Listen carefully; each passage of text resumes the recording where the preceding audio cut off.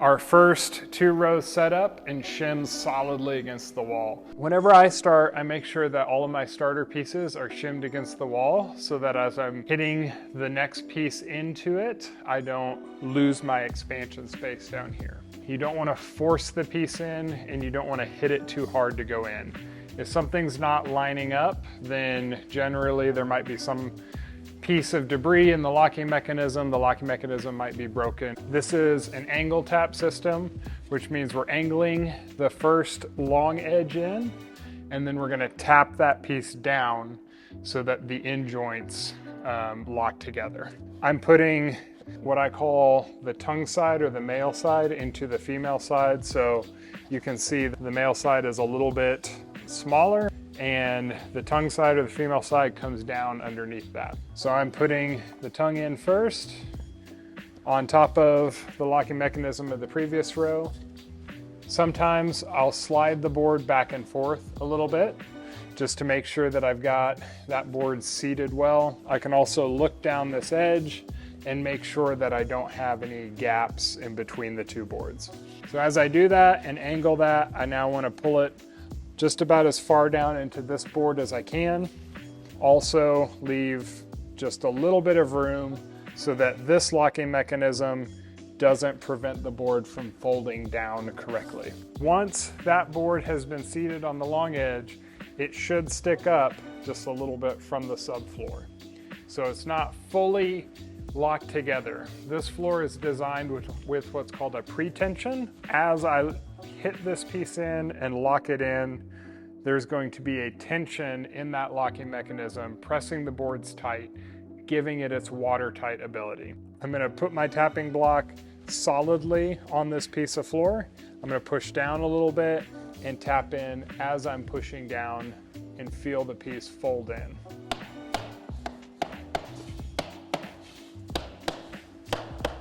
Notice I did not have to tap very hard on the mallet. I don't have to grab the mallet down here. I don't have to take a full swing. I generally keep my hand up here and I'm just giving it firm, but not overly firm amount of pressure as I tap. Another thing to highlight is that I keep this hand on the tapping block and I keep the tapping block pushed flush into the floor. We want to make sure when we're tapping the piece down, the end joints are aligned. If this piece is up above the other piece, as we tap it down, the locking mechanisms are not going to seat together. You can do a couple of things to overcome that. You can come back and make sure that it is tapped and flat. The other thing that I do as a technique is put my foot on this while I tap this down. Now we tap it down into the previous piece. So I want to put my tapping block squarely on the end, make sure and keep that solid, hold it solid, and then as I use this mallet, I want to tap closer to the inside to overcome the friction of this locking mechanism as it goes down.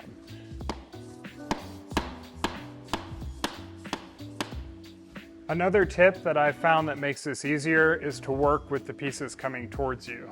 Take the piece, angle it in towards me, make sure it's adjusted and aligned, fold it down, use my tapping block to seat the locking mechanism.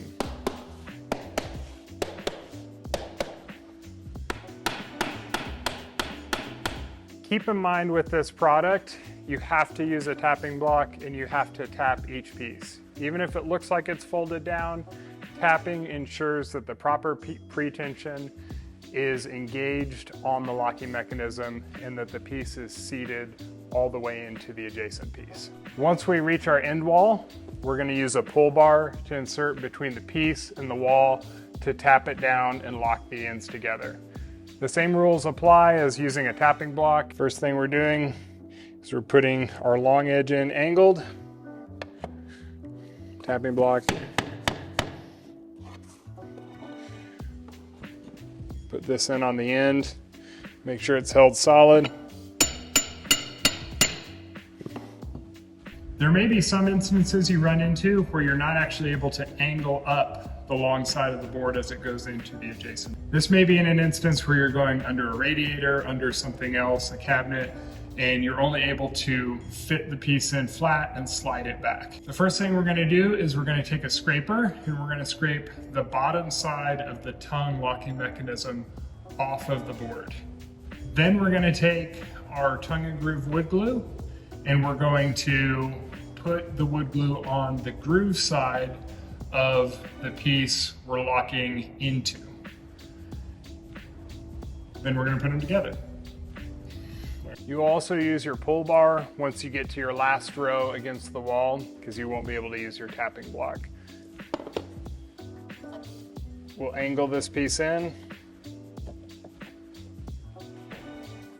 We'll be very careful as we put our pull bar, make sure we're flush.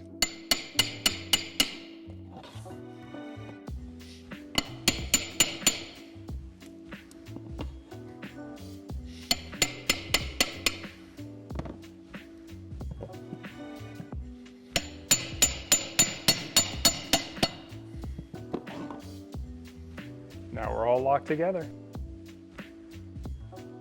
For more information, go to rwsupply.com. Thanks for watching.